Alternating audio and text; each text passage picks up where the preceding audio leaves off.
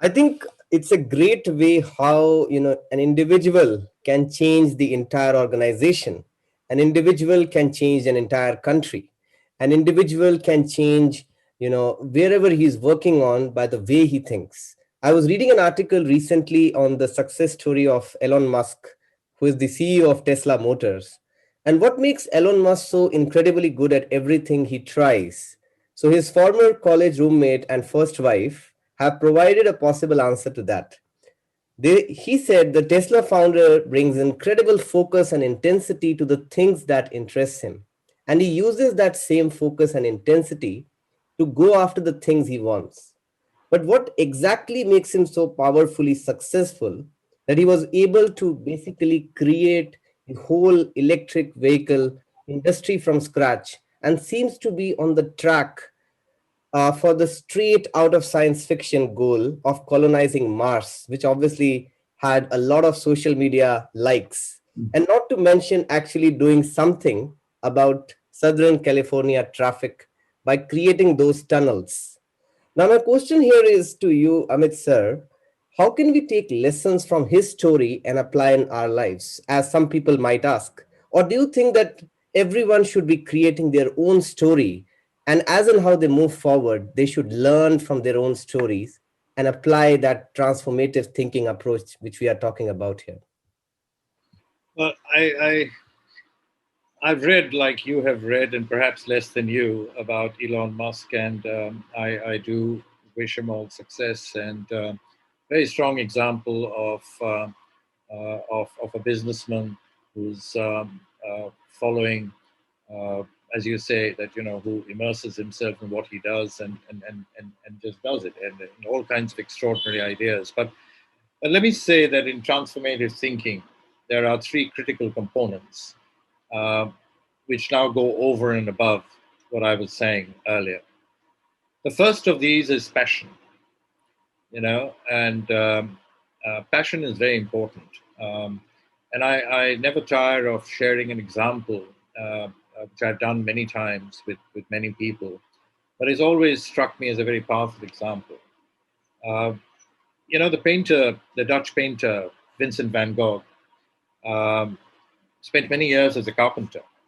And because his brother Theo, who loved him very dearly, recognized and knew that Van Gogh had a mental illness problem, and that Theo felt that Theo was not going to live um, till eternity, and that Van Gogh needed to do something in order to survive, put food on the plate, so to speak, a place to stay.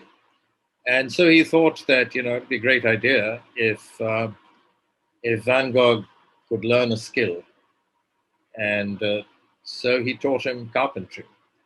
And so for many years, Van Gogh was a carpenter, and he then found that during his spare time he would be sketching, and then went up to his brother Theo and said, "I don't want to do carpentry. I want to become a painter." And Theo, who loved his brother very dearly, said that, "Painter, uh, how will you put food on your plate?" And Van Gogh said, "It's what I really, really want to do." Um, I'd say that it's a great thing that Van Gogh isn't a carpenter. Because he might have produced a very good chair or a book cabinet. But I dare say the world would have been impoverished, because his paintings today still are among the most outstanding one has ever seen. And he himself died a pauper. But and as you know, I mean, he did have a mental illness. He committed suicide. But there was a painting that he did of the sunflowers, which is among the most iconic paintings, studied by many students of painting, even students of psychology, because the brushstrokes of Van Gogh, uh, it is now being argued by students of abnormal psychology as a discipline, that they reflect schizophrenia. And he completed this painting and wrote a letter to Theo and said that I'm very happy with this painting, and I will now have something to eat, and then I'm going to go and sleep. And Theo said, what do you mean, something to eat and then go and sleep? Haven't you eaten and slept these past few nights? And Van Gogh said, I haven't had anything to eat and I haven't slept for 5 days. For 5 days and nights, all I did was paint. And I could think of nothing but this painting. That is passion. That is passion. You know, in Christian philosophy and even in Hindu philosophy and in Oriental philosophy, it's called immersion. And when you completely immerse yourself in what you're doing, neither day nor night, neither sleep nor food or thirst or hunger, none of this bothers you. You're just totally, totally involved in what you're doing. That is passion. You know, the famous Stan Lee, you know, who created the character of Spider-Man, once famously said that if you have an idea that you dearly love, don't let some idiot take it away from you. And, you know, when I talked about socialization, it was really to be able to say that other people decide what we ought to be doing and how we ought to live our life. I mean, in India, it's pretty common that your parents will tell you, I think you should study commerce because you can then become a chartered accountant. And Professor Alan Watts, who was a Zen Buddhist scholar, he once did an experiment with his students. And he asked them to write down on a piece of paper what they wanted to do in life. And they all scribbled over there, chartered accountant and lawyer and, I don't know, civil engineer and, you know, banker. And he then told them, I want you to write down what you want to do in life. And those same students wrote things like poet and painter and storyteller. And, you know, it was so extraordinarily different because that's where their heart lay. You know, if you follow where your heart lies, not what other people tell you to do, it's passion.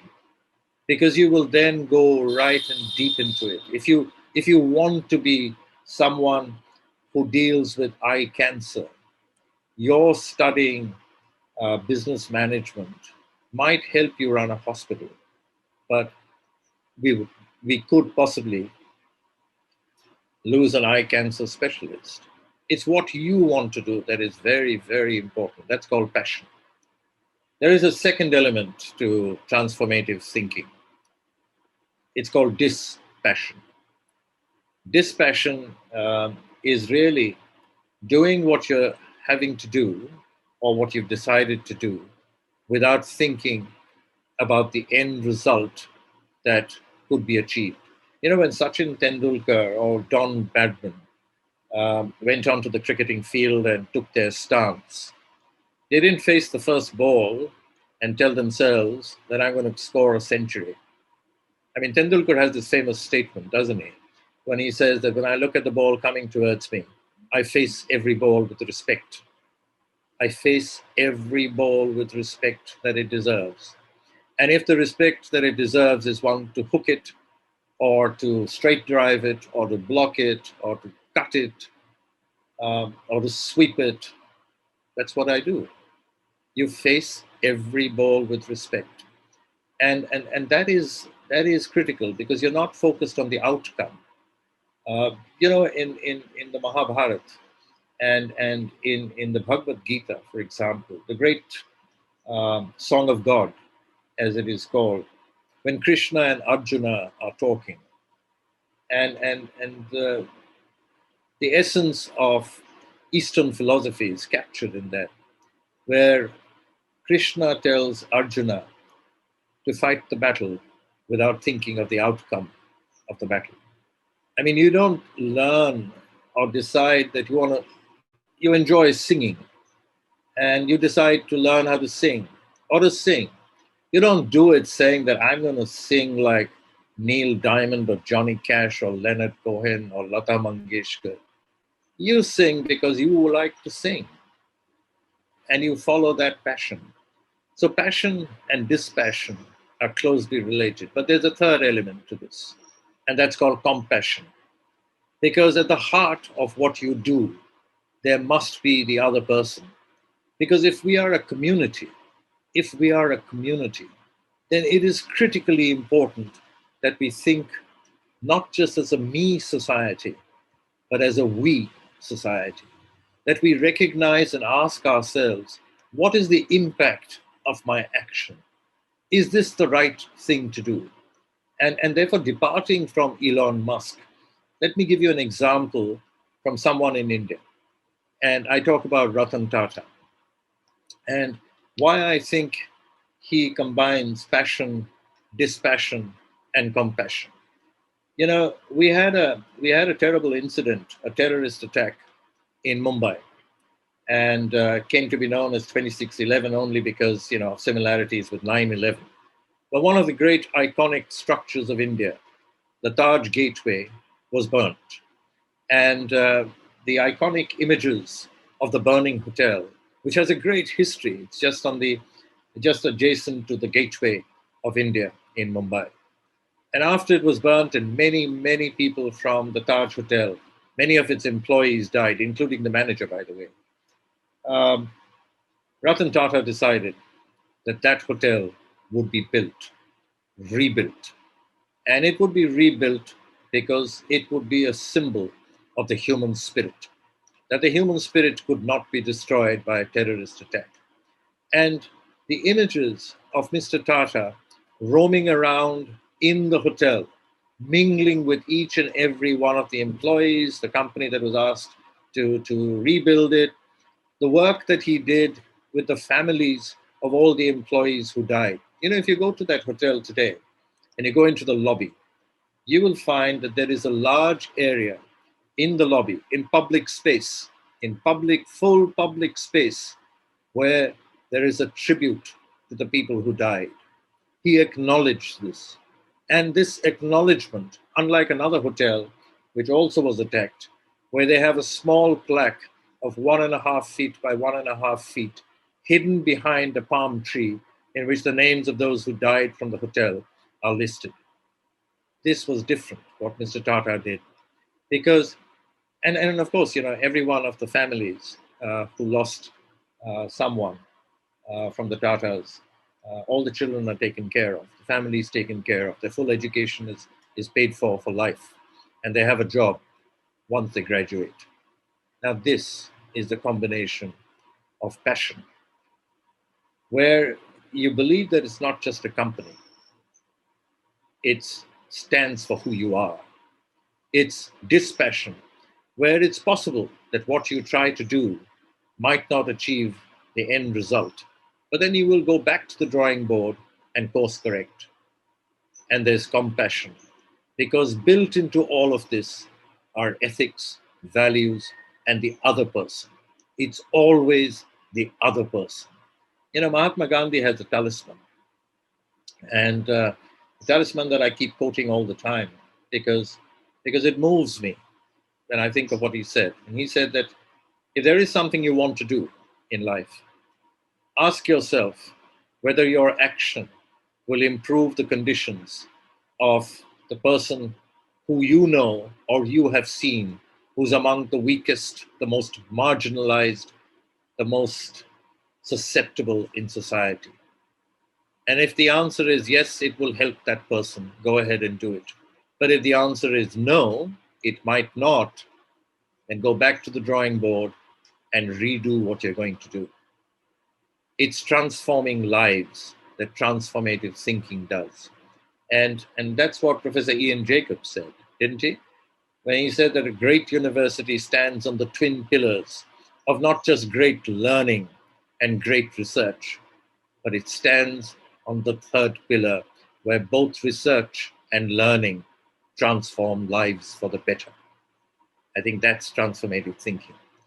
And so I departed from your question on Elon Musk by saying that it's a great thing to go to Mars, but I'm not entirely certain that that's part of my or the global community's immediate priority.